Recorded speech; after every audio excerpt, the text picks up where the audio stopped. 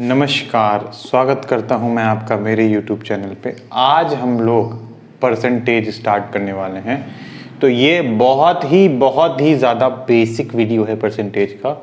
उसके बाद में हम सवाल की झड़ी लगाएंगे। पहले परसेंटेज समझते हैं होता क्या है, तो इधर फोकस करिए। आइए, परसेंटेज को अगर आप ध्यान दो तो परसेंटेज मतलब होता है परसेंट। सेंट शब्द जो है उसका मतलब होता है 100। तो पर 100 जो क्वांटिटी है, परसेंट पर 100 जो क्वांटिटी है वो, जैसे मान लो 100 है। 100 में अगर हमारे 35 नंबर हैं, इतने तो कभी आया नहीं, लेकिन मान लीजिए अगर 100 में 35 नंबर हैं तो हमारे 35% हैं। समझ में आया?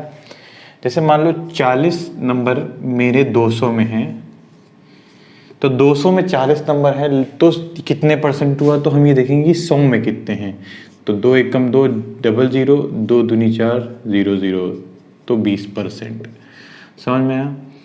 तो परसेंटेज मतलब होता है परसेंट। जैसे मान लीजिए 3/5 दे रखा है, ठीक है, आपको पता करना है कितना परसेंट है।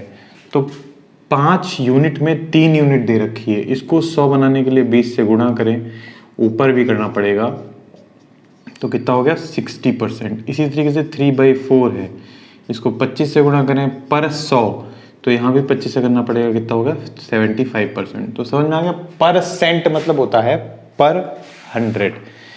कुछ परसेंटेज के फ्रैक्शन आपको मुंह जबानी रटे होने चाहिए, वो ये हैं। देखिए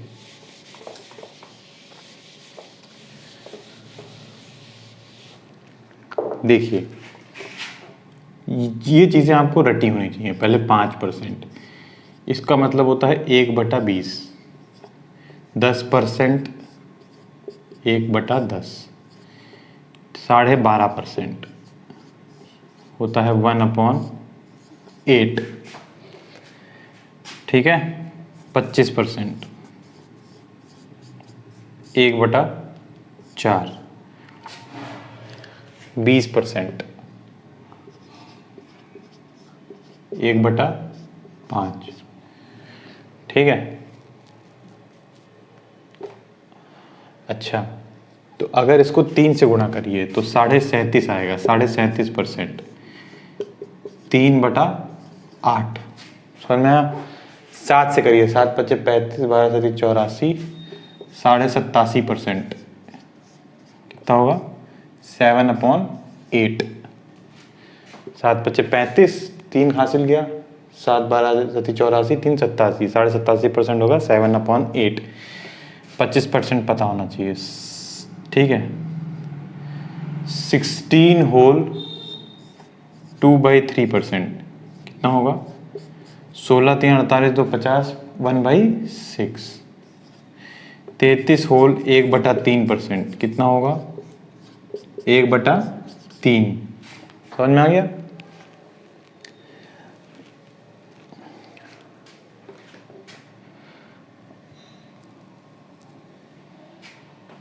बस इतने परसेंटेज आपको रटे होने चाहिए। 66 होल 2/3%। कितना हो गया 2/3। ये परसेंटेज आप लोग रट लें। देखिए, ये पहला सवाल है हमारा, बहुत ही ज़्यादा बेसिक। पहला सवाल है हम बेसिक तरीके। देखिए क्या लिखा है, I student required 36% marks to pass in exam. कोई बच्चे को 36% मार्क्स चाहिए पास होने के लिए। 24% बच्चे के बेचारे के नंबर आते हैं और 18 मार्क्स से फेल हो जाता है। तो ये देखिए, ये पास, ये फेल। पास के लिए कितने चाहिए 36%, और लल्ला के आए कितने हैं, एक्चुअल कितने आए हैं, तो बोलोगे लल्ला के आए हैं 24%। कितने परसेंट से रह गया, तो बोलोगे 12% से।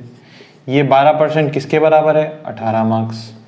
तो टोटल कितने हो जाएंगे, टोटल कितना हो जाएगा 12% की वैल्यू 18 मार्क्स है। इसके मतलब अगर हम 4% निकालें, 4 के लिए क्या करेंगे 3 से काट देंगे, 4% की वैल्यू 6 है, तो 100% की कितनी हो जाएगी 25 से मल्टीप्लाई कर देंगे 150। तो मैक्सिमम मार्क्स कितने हो जाएंगे 150। अब मैक्सिमम मार्क्स अगर हमारे 150 आ गए, हमको निकालना है पासिंग मार्क्स। तो 150 का पासिंग मार्क्स कितना है? 36%, 36% कितना हुआ? 5 या 15, 5 दूनी 10 और 18 दूनी 36, कितना हुआ? 54%, 54%। समझ में आया? देखिए हमारा ये दूसरा सवाल है कि income of A is 40% less than income of B, how much percentage is B's income more than A. देखिए 40% हमको 20% बटा 1/5 होता है, 40% उसका 2 गुना होगा, तो 40% होगा 2/5। तो यहाँ पर ए लिखिए और बी लिखिए, तो 40% की वैल्यू हो गई 2/5। ठीक है, मेरा मेन फोकस है actually, if I am behaving like a teacher, my main focus is to make you understand in very simplest way so that you can actually solve the problem by your own. मेरा सिर्फ एक मकसद है कि बहुत ही आसानी से आपको समझाऊं, तो मेरा फ़र्ज़ पूरा होगा। जल्दी जल्दी मैं कर दूंगा तो इससे क्या मतलब है, आपके समझ भी नहीं पाओगे। जो वीक बच्चा है, मेरा टारगेट वो है, जो वीक बच्चा है, जो पढ़ना चाहता है, कुछ करना चाहता है, अपने अरमान पूरे करना चाहता है, वो मेरा टारगेट है। वीक अपना लेवल बढ़ाएं।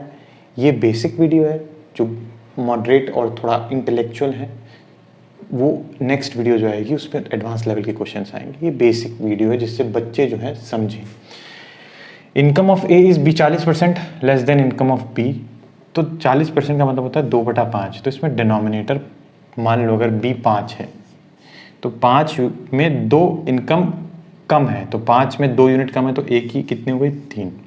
ठीक है, अगर बी की 5 मानो, तो बी की ए से कितनी ज़्यादा है? तो बी अभी 5 यूनिट है, ए 3 यूनिट है, तो बी कितना ज़्यादा? 2 यूनिट ज़्यादा है। ए से कितना ज़्यादा? तो ए डिनोमिनेटर में आएगा, तो 2/3 × 100 कितना हुआ? मैंने बोला था 66 होल 2/3% को 2/3 लिख सकते हैं, तो ये 200/3 लिख सकते हैं, तो ये कितना होगा? 66 होल 2/3। समझ में आ गया आपको? परसेंट। ठीक है, अब थर्ड सवाल देखिए। थर्ड क्वेश्चन है एक स्टूडेंट है जिसको 20% मार्क्स मिले एग्जाम में, वो 30 मार्क्स से फेल हो गया बेचारा। अनदर स्टूडेंट है जिसको 32% मार्क्स मिले और उसने 42 मार्क्स ज़्यादा पाए पासिंग मार्क्स से। तो फाइंड दी पासिंग मार्क्स। देखो मान लो पासिंग मार्क्स कुछ यहाँ पर रहे होंगे, ठीक है। जिसको 20% लल्लू को मिले हैं, लल्लू नहीं कहना चाहिए लेकिन कह रहे हैं क्योंकि उसने जो है खेल कूद में ज़्यादा मन लगाया, तो 20% मार्क्स हैं, 30 मार्क्स से फेल हो गए। ठीक है, लल्लू राम, ठीक। और एक थे भोलू राम, उनको 32% मार्क्स मिले और 42 मार्क्स ज़्यादा लाए पासिंग मार्क्स से। ये 42 मार्क्स ज़्यादा लाए, 42 की गैपिंग है ना, 42 मार्क्स ज़्यादा लाए। ये भोलू राम, ये यहाँ पर भोलू राम है, ठीक। इनको कितने परसेंट मार्क्स मिले? तो बोलोगे 32%। तो पूछ रहा है पासिंग मार्क्स। तो आप एक चीज़ बाबू ये बताओ कि 32% इनको मिले, 20% इनको मिले, अगर इनकी डिफरेंस लें तो कितना आएगा? 12%। तो 12% की जो गैपिंग है वो किसके बराबर है? 42 + 30 कितना हो गया? 72। ठीक है, तो हम ये कह सकते हैं 12% की वैल्यू 72, तो 3 से अगर काट दें तो 4% की वैल्यू कितनी होगी? 24। तो 100% की बाबू कितनी वैल्यू होगी? 24 × 25 कितना हो गया? 24 × 25 कितना हो गया? 25 चक्कू 100, 10 हासिल गया, 25 दूनी 50 और 10 60। 600 का टोटल पेपर हुआ, 600 का टोटल पेपर हुआ। ठीक है, अब आप समझिए कि 600 में कुछ पासिंग मार्क्स रहे होंगे, किसी के 20% आए हैं, वो 30 मार्क्स से फेल हो गया है। तो हम ये कह सकते हैं कि 600 का अगर हम 20% निकालें तो 600 का 20% होता है 1/5, कितना हो गया? 120 मार्क्स। तो 120 नंबर आए बच्चे के और वो 30 मार्क्स से फेल हो गया, तो इसमें 30 अगर जोड़ देंगे तो पासिंग मार्क्स मिल जाएंगे। तो मेरा 150 मेरा पासिंग मार्क्स है। ठीक है, समझ में आ गया? देखिए चौथा सवाल ये है कि how much percentage will the area of rectangle, किसी रेक्टेंगल का एरिया कितने % से चेंज होगा अगर हमने उसकी लेंथ को 23% से बढ़ा दिया और ब्रेड्थ को 9% से बढ़ा दिया। देखिए अगर कोई नंबर लिखा है x × y की फॉर्मेट में, आपने x को इंडिविजुअली मान लो r% से बढ़ाया, y को r% से बढ़ाया, मान लो एरिया बराबर x × y, ठीक है। आपने x को r% से बढ़ा दिया और x को मान लो आपने r% से इंक्रीज कर दिया, x को r1% से, y को r2% से इंक्रीज कर दिया। तो एक्चुअल में x अगर r1% से इंक्रीज होगा तो ये एरिया नया क्या होगा, x into r1/100 into y plus y into r2/100।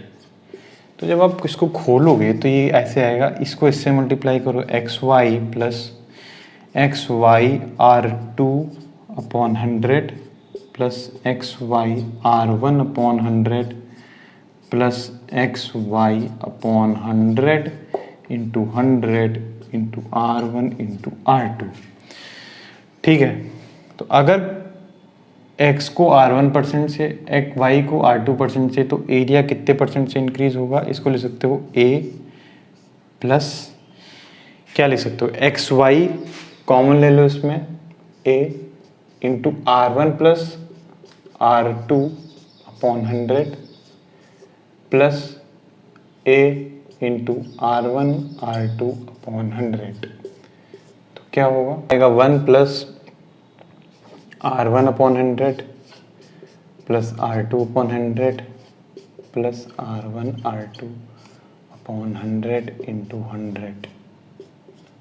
ठीक है, r1/100 है, इसको परसेंट में चेंज करोगे तो 100 से मल्टीप्लाई कर दोगे तो हो जाएगा a इंटू 1 प्लस r1/100 को अगर मल्टीप्लाई करोगे तो हो जाएगा r1% plus r2% plus r1 r2/100।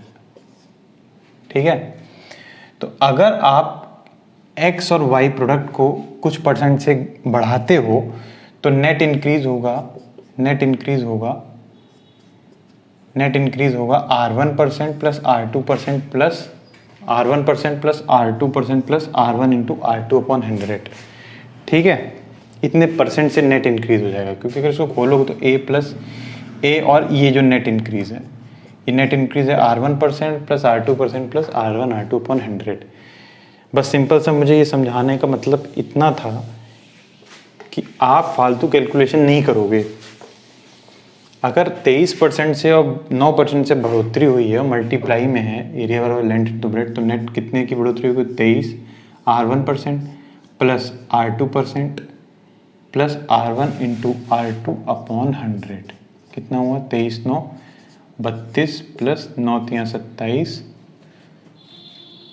9 3 27, 9 दूनी 18, 18 2 20, 500, कितना हो गया, 34.07%। देखिए फ्रेंड्स, ये 5वां सवाल है, rate of income tax is increase by 19%, मतलब आयकर की दर हमने 19% बढ़ा दी, उसके कारण जो मेरी नेट जो आय थी वो 1% घट गई। नेट आय का मतलब ये होता है कि जो मेरी कुल आय है उसमें टैक्स लग गया, टैक्स लगने के बाद घट भी गया, तो जो बचा वो मेरी नेट आय है। तो अब एक चीज़ ये बताओ बाबू, हमको रेट ऑफ इनकम टैक्स बताना है, तो एक चीज़ आप ये बताइए कि जो नेट इनकम में जो घटत होगी, जो नेट इनकम घटेगी, उसका जिम्मेदार ये इनकम टैक्स होगा 19%। तो हम इसको ऐसे लिख सकते हैं, नेट इनकम का 1% जो होगा वो इनकम टैक्स का 19% होगा। ठीक है, तो हम ये कह सकते हैं net income upon income tax बराबर 19/1। तो नेट इनकम रही 19, इनकम टैक्स है 1, टोटल इनकम कितनी हुई, टोटल 19 और 1 20, टोटल इनकम हुई 20। अब इस 20 पे एक इनकम टैक्स लग रहा है, तो दर निकालना है, तो 1/20 इंटू 100 कितना हो गया, 5%। समझ में आया। देखिए एक छठा सवाल है कि rate of income tax is increase by 23%, tax की दर को 23% बढ़ा दिया है, तो नेट इनकम 2% से घट गई है। रेट ऑफ इनकम टैक्स बताना है, तो देखिए नेट इनकम का जो 2% है उसके लिए जिम्मेदार है इनकम टैक्स इनकम टैक्स का 23% बढ़ोतरी, ये जिम्मेदार है।